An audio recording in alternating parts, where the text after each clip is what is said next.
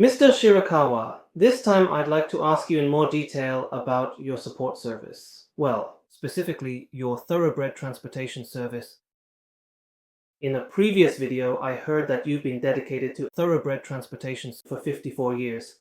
Are there other people or companies in the same line of work? How many are there now? Well, as of now, there are 5 other companies besides ours in Hokkaido. Yes, there are 5. 5 companies? And then there is 1 or possibly even 2 locations in Kyushu, 1 in Shizuoka, and also 1 in Tochigi as well. So there are approximately 10 companies in total nationwide. That's right.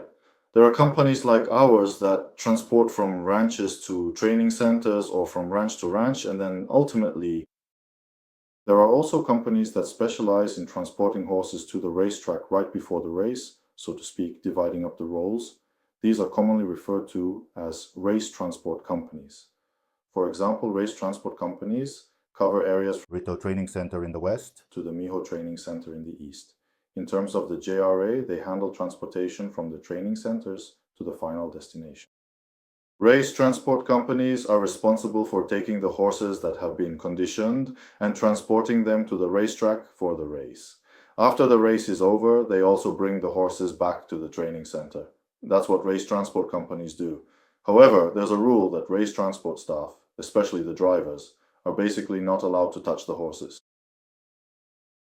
For companies like ours that are based in Hokkaido, for example, or as I mentioned earlier, for companies in Kyushu and other regions, it just doesn't work if the drivers can't handle the horses themselves. In broad terms, that's the main difference between us. Including racehorse transportation companies, there are about 20 companies nationwide.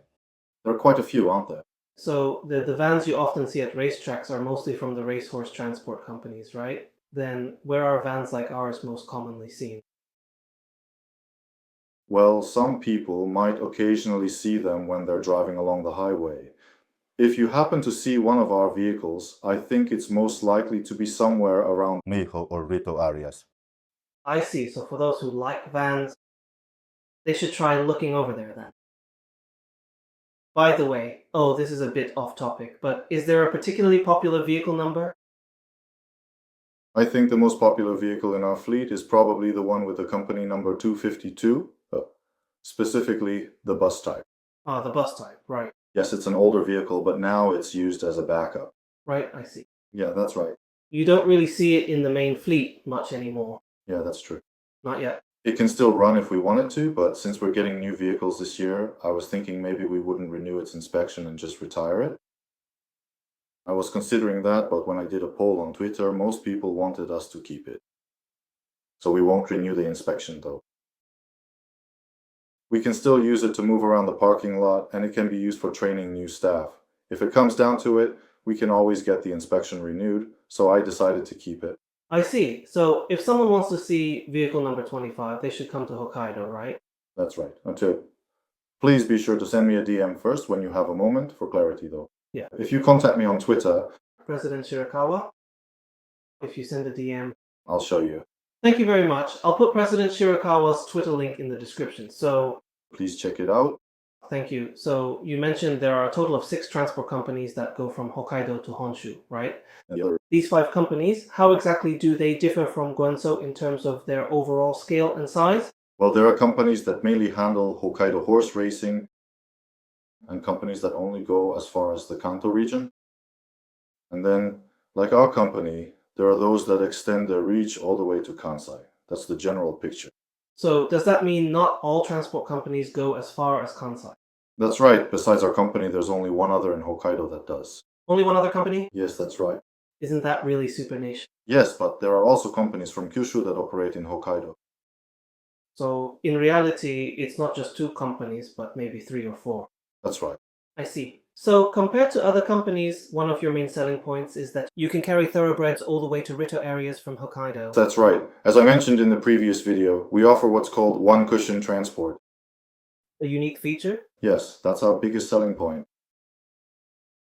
Because we have bases in both Kansai and Kanto, we always have vehicles running between those regions, so we're able to handle transportation in that section, something other companies find difficult to take on. That's one of our strengths. It's great that you're able to meet the needs where demand is strongest. That's right. So On the other hand, are there any weaknesses? Are there any points where you feel our company is a bit weaker compared to others? Well, from a management perspective, We want to transport thoroughbreds without overextending ourselves. So we try not to overload, such as not packing in too many horses or not having our drivers work to the point of exhaustion. Because of that, our profit margins are relatively low. I see. Well, So, when it comes to the actual operations, are there any particular disadvantages or weaknesses? well, I think there are customers who prefer lower prices, but in those cases, especially in the Kansai region, there are currently almost no direct routes available. So it's become a situation where we can't really offer them. Right? So for customers who really want a direct route, it's become a bit difficult to accommodate those requests. When there's an extra step involved, having to transfer once, the fare inevitably goes up. So it's only customers who are willing to accept that are the ones who end up using our company. I see. So by suggesting that extra step, it's ultimately for the sake of the horses and for everyone involved. That's the important point, isn't it? That's right, yes. Are there any particular things you keep in mind or actions you take to ensure safety and to transport horses safely? Well, of course, we've been making improvements to the design of the vehicles through trial and error, and we'll continue to pay even more attention to that going forward. As we showed in the very first video on this channel, our vehicles have the highest tatami partitions in the industry. We also have that kind of design, and we've incorporated a warehouse type structure at the very front as well. In this industry, on-the-job training, or OJT, is often talked about, especially when it comes to training new employees. The environment for training hasn't really been properly set up, and we realized that this just isn't good enough. Up until now, we've had people learn by actually going out to the work site. But including other companies and ours as well, that's how it's always been. But we now feel that this approach just isn't acceptable anymore. So even though they're new and beginners, we want them to practice and acquire a certain level of basic knowledge and skills before sending them out to the work site. That's why we're currently working on establishing an education system. We've already started, but we know we'll need to keep improving the content. Going forward, I want to create an even higher level training system. Well, I think most of the people who join as drivers have no prior experience, so from that starting point, they have to get used to things like leading horses, attaching blinkers, and putting on various equipment. That hurdle is actually quite significant, but through training, we have the legends teach everything, so people can gain a certain level of confidence before they actually start working as a driver. that's right. In fact, quite a lot of people have actually never driven a large vehicle before. Yes, that's right. At our company, we also hire people with no experience driving large vehicles. The reason we don't limit our hiring to only experienced drivers is because even among large vehicle drivers, there are differences. For example, people who have experienced Driving a dump truck or driving to carry goods. the way those vehicles run and their structure are a bit different, and sometimes they develop habits like braking too hard. It's actually more difficult to correct or retrain those ingrained habits. Even for people with experience, we look at what kind of vehicles they've driven and what kind of work they've done. In terms of saving the trouble of Retraining such habits. it's actually better to hire people with no experience. From the start, they can learn safe driving and stress-free driving for the horses. So that's why our company hires even complete beginners. This year, we established something called the Business Improvement Committee. It was an idea proposed by our employees, and that's how the Business Improvement Committee was formed. We're also working on creating an environment where even new employees can consult and seek advice within that committee. That's right. So it's really important to have senior colleagues you can turn to for advice when you're struggling or worried. Thank you for explaining about it. Regarding the job of transporting horses, what kind of clients do you work with? Well, It could be ranch owners, professional trainers, or sometimes we get jobs directly from the owners themselves. Broadly speaking, those are the three main types of clients that we generally work with. so up until now, you've probably transported horses that have gone on to win some really big, impressive prizes, such as major Grade 1 winners, right? Yes, every year we transport a lot of. Horses that have won major prizes. Yes, we've had the honor of transporting horses with impressive records as well. By the way, about how many horses do you transport in a year? In a year, including both long-distance and short-distance trips, the total number of transports exceeds 10,000. 10,000? Yes, that's right. So you transport 10,000 in a year? That's right.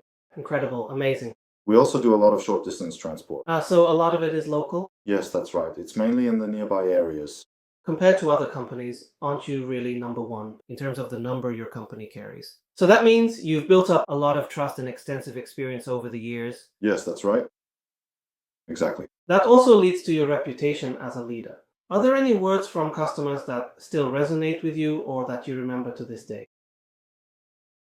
What makes me happiest is when customers say, if we leave it to the OHE drivers, they'll figure something out. Or, no matter what kind of horse it is, if we leave it to OHE, it'll be fine. Hearing things like that really makes me happy. Yes, knowing that such experienced drivers are handling the transport gives customers peace of mind.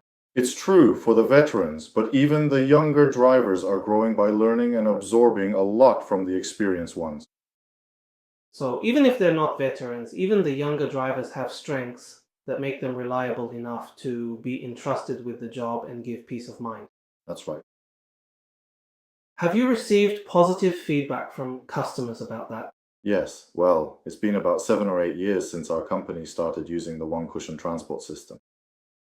And ever since we started using the one cushion system, as I mentioned in the previous video, we've received a lot of happy feedback saying that being able to start training smoothly from the very day the horses arrive is such a great thing for them. It really makes me glad that we started this one cushion transport system. So it's become the new standard in the association now, hasn't it? That's the impact it's had. So it really has made a big impact on the industry, hasn't it? This time I've asked quite a bit about the company. You want to hire new drivers, right? At OHE. Yes, that's absolutely right. We're actively recruiting right now at the moment. And you have things like OJT and training systems in place, right? Yes, We're putting those in place even if you have no experience. You can work here with a genuine sense of peace of mind. that's right. What kind of people would you like to join? Is there anyone particular you are looking for? Well, People who can care for horses sincerely. people who care about others and people who are motivated to improve themselves. Those are the kinds of people we'd like to have join us. We'll put the recruitment site link in the description below, so Please check it out. thank you very much for watching, and as always, we hope you'll join us next time as well. Thank you very much. Thank you very much.